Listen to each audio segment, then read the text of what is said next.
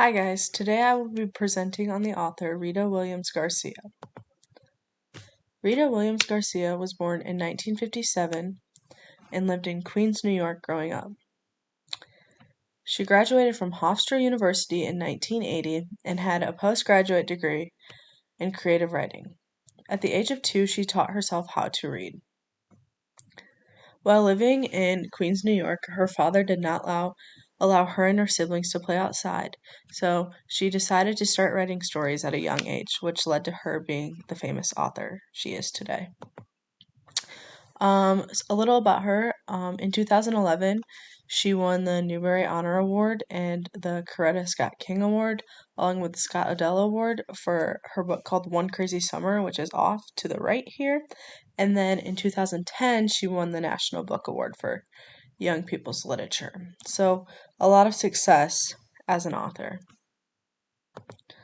Some critical response of Rita Williams Garcia. She reflects on her experiences growing up in a New York City neighborhood in a lot of her books, along with the situations she encountered as a teacher and along with the situations as a dancer, as those were many of her passions. And as a child, she was exposed to many racial issues growing up. And then in most of her books, it depicts men and young women.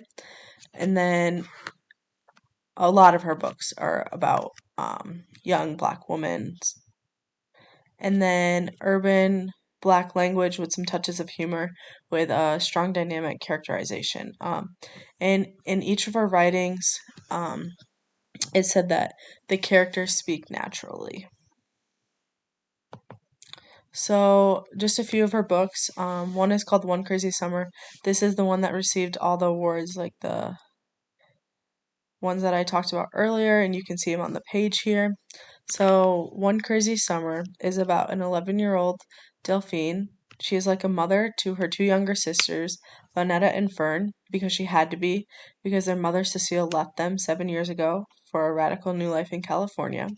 But when the sisters arrive from Brooklyn to spend the summer with their mother, Cecile is nothing like they imagined.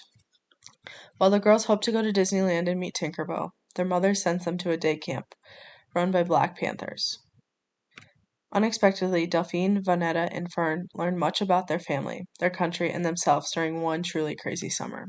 So, just some activities. Since this is a chapter book, I think that doing a lit circle would be very important. I really enjoy lit circles ever since we did them with the Charlotte's Web. I've never done a lit circle before, so I think there's just a lot. You get a great understanding of the book. And then I think just for another activity is having students share with a friend how they would feel after each chapter, and then along with having students journal about a time something didn't go as they expected, and then they would have the opportunity to share that with the class if they wanted, and if they didn't want to, that's okay too. So that was book 1 of the series. There's 3 books, and this is book number 2 called PSB 11. So after spending the summer in Oakland, California with their mother and the Black Panthers, Delphine, Vanetta, and Fern arrive home with a newfound streak of independence that doesn't sit well with Big Ma, who doesn't like the way things are changing. Neither does Delphine. Pa has a new girlfriend. Uncle Darnell comes home from Vietnam, but he's not the same, and her new 6th grade teacher isn't the fun, stylish Miss Honeywell. It's Miss Milla, a stern exchange student from Zambia. But the one thing that doesn't change during their turbulent year is the advice that Delphine receives from her mother, who reminds her not to grow up too fast, to be 11 while she can.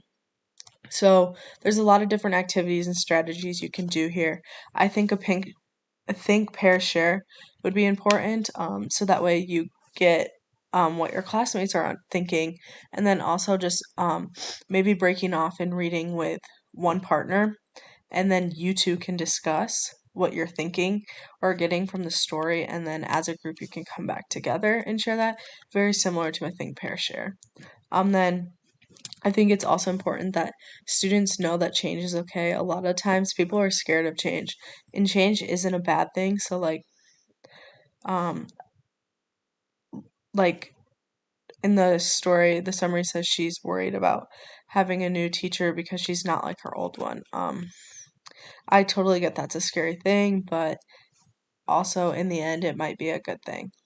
Usually, change is a good thing. This is the last book in the series of three. This is Gone Crazy in Alabama. So Delphine, Vanetta, and Fern are off to Alabama to visit their grandmother, Big Ma, and her mother, Ma Charles. Across the way lives Ma Charles's half-sister, Miss Trotter. The two sisters haven't spoken in years. As Delphine hears about her family history, she uncovers the surprising truth that's been keeping the sisters apart. But when tragedy strikes, Delphine discovers that the bonds of the family run deeper than she ever knew possible. So activities and strategies. I think all these books relate heavily to like history. So like one thing is I definitely think I would use this. I could easily use a social studies unit for these three books. And then I can have my students complete a family tree.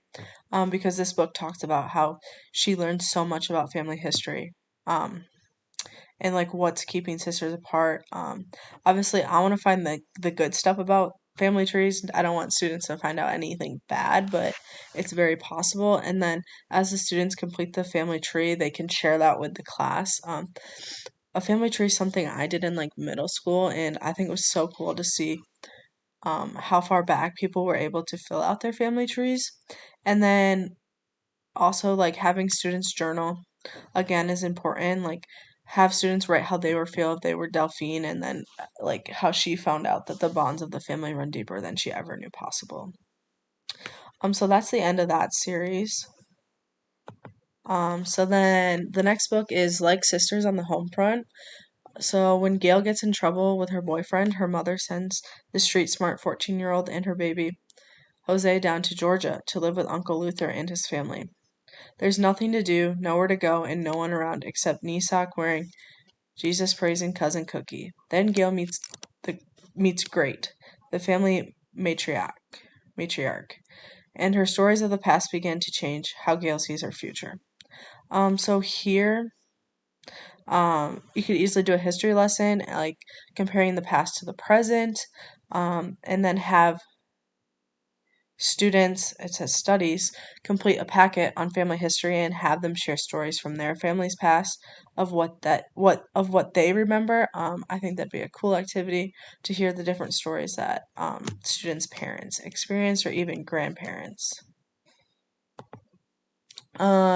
I think this is my last book. It's called No Laughter Here. Here, even though they are born in different countries, Akila and Victoria are true best friends.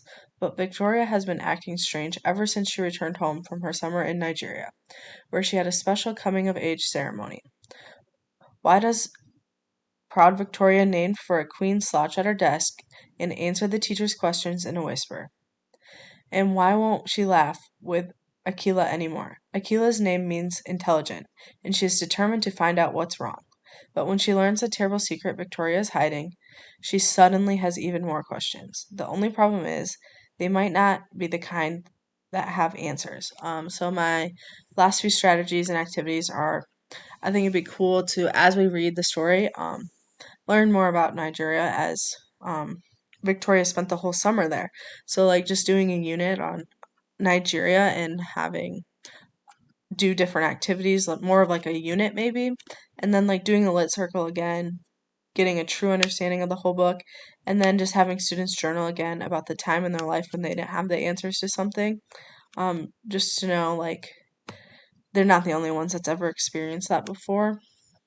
So those were all my books that um I decided to look at. And then to me, all the books seemed very interesting. As I was reading the summaries, I was like, man, I mean, maybe I should read this series. Like, it sounds very interesting. And then just her books can relate to many events that take place in people's lives. Like, a lot of people have different family circumstances. So just knowing that they can relate to these stories can make them feel better. And then there's just lots of different learning opportunities from reading these books that you can do, such as like family trees, um, learning past history, family events, and just a lot of great things you can do. And then It also creates a understanding, like I said, of family history and makes one curious about theirs as they read. Like, as I was looking at these books, I was like thinking about when I did my family tree and like how far back I could remember family members. So this is my research on my author, and